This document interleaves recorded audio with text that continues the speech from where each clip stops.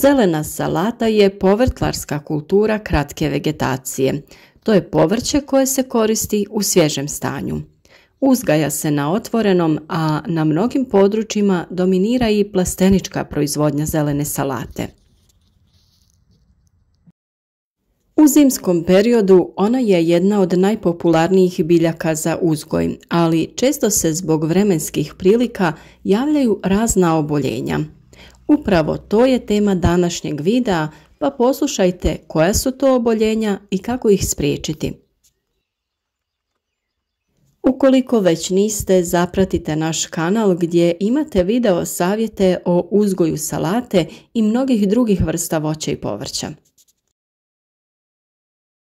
Jedno od gljivičnih oboljenja koje može ugroziti proizvodnju je plamenjača, koja se može javiti u svim fazama razvoja salate. Uzročnik ove bolesti je gljivica Bremia lactuca. Patogen se održava u zaraženim biljkama i u biljnim ostacima. Kotiledoni listovi mladih biljaka mogu biti potpuno zahvaćeni i prekriveni ovim gljivicama, zbog čega napadnute biljke brzo propadaju. Na listovima biljaka uočava se svjetlo-zelene do žute pjege. Pjege vremenom poprimaju tamno-crvenu boju. S naličja listova u okviru pjega u uslovima vlažnog vremena nastaje bijeličasta prevlaka koja predstavlja reproduktivne organe gljivice. Upravo uslovi povećane vlage pogoduju razvoju plamenjače. Zbog pojave bolesti smanjena je kvaliteta i prinos biljaka. Drugo oboljenje je bijela trulež salate i izuzetno često oboljenje koje se može javiti u plasteničkoj proizvodnji, ali i na onoj koja se uzgaja na otvorenom. Naročito je opasna kada se javi na sjemenskom usjevu. Dvije su vrste gljivica koje ga izazivaju, Sclerotinia sclerotiorum i Sclerotinia minor. Prva se javlja na velikom broju biljnih vrsta i česta je u povrtnjacima ili parcelama gdje se uzgaja povrće. A druga se javlja samo na salati, radiču, karfiolu, paprici, bosiljku i mahunarkama. Njihovom razvoju pogoduje vlažno okruženje i niže temperature. Takvu situaciju imamo u plastenicima gdje nema zaštite od kapanja. A na otvorenom je oboljenje često kada je proljeće kišovito. Razvoju i širenju pogoduje odsustvo ili slaba ventilacija, odnosno provjetravanje. Lišće salate koje leži na mokroj zemlji će lakše da se zarazi. U oba slučaja simptomi su gotovo identični. Obe gljivice izazivaju uvenuće listova salate. Zaraza se prvo primjećuje na onim listovima koji leže na zemlji ili oko korijenovog vrata. Zaraženo tkivo zatim mijenja boju, postaje smeđe i mekano, a zaraza se širi od vanjskih listova i zahvata cijelu biljku koja propada. Glavice se lako odvajaju od korijena, a biljke imaju karakterističan miris truleži. Na donjoj strani oboljelih listova formira se bijeličasta micelija, a kasnije su vidljive sklerocije koje gljiva formira. Gljivica Sclerotinia sclerotiorum ostvaruje infekciju i na vršnim listovima, jer vjetar raznosi njene spore. Još jedna bolest koja je česta kod salate jeste siva trulež. Gljivica Botrytis cinerea, uzročnik sive truleži, izaziva značajne štete na velikom broju uzgajanih biljaka u voćarskoj, vinogradarskoj i povrtlarskoj proizvodnji. Redovno se javlja u proizvodnji salate u zatvorenom prostoru u svim fazama razvoja biljaka, od presadnica do krajnjeg proizvoda. Za razvoj ove bolesti odgovara visoka vlažnost zraka, te je provjetravanje plastenika od velikog značaja kako bi se smanjila vlažnost.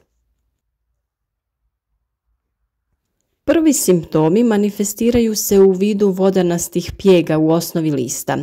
Pjege postaju klorotične i prekrivene sivim micelijama gljivice. Infekcija se obično ostvaruje na mjestima oštećenja lista. A jako zaražene biljke nastanjuju saprofitne bakterije te se unutrašnji listovi pretvaraju u neku suzastu masu. Gljivica se održava u zemljištu i u zaraženim biljnim ostacima. Kako bi suzbili bilo kakva oboljenja, preventivne mjere su veoma važne. Usjevu treba osigurati dobru ventilaciju i izloženost suncu. U plastenicima je potrebno spriječiti preveliku vlažnost koja je rezultat kapanja.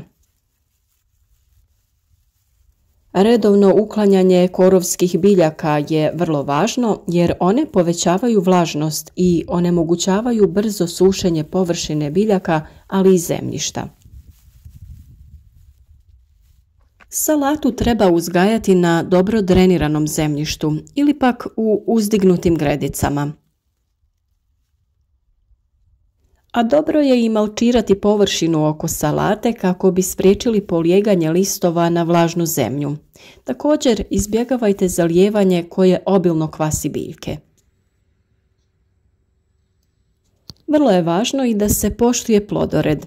Na parcelama gdje se gljivice pojave, sljedeće 3 do 4 godine uzgajajte žitarice ili neke druge kulture koje ne mogu biti inficirane i koje će doprinijeti smanjenju populacije gljivica.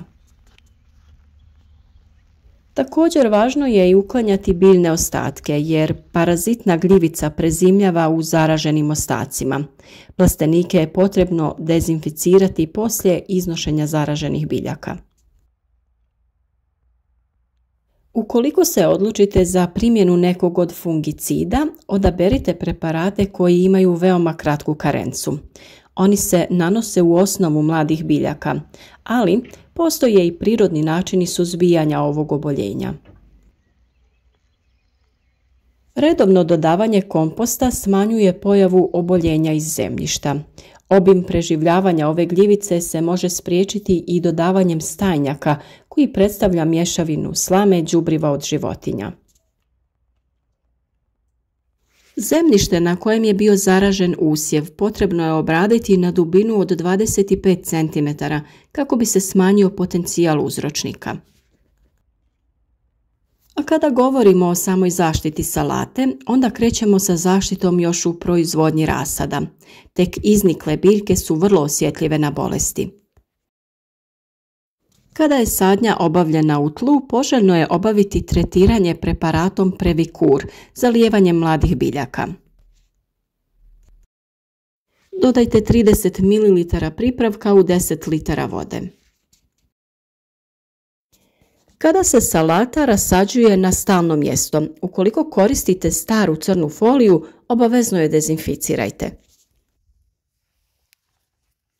Ono što također može biti mjera zaštite stvaranja i širenja ovih oboljenja je uklanjanje vanjskih listova salate koji dodiruju tlo te samim tim su izloženi zarazi. Potrebno je ukloniti te sve listove koji su u blizini tla kako bi spriječili njihovo truljenje jer su izloženi vlazi. Ukoliko salatu uzgajate za vlastite potrebe, na taj način možete i da ju berete, tako što ćete po potrebi koristiti samo listove koji su izvana, a ostatak glavice ostavite da se dalje razvija.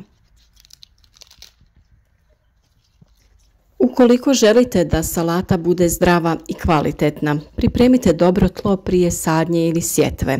Na taj način će salata imati dovoljno hranjivih elemenata kako bi bila otpornija.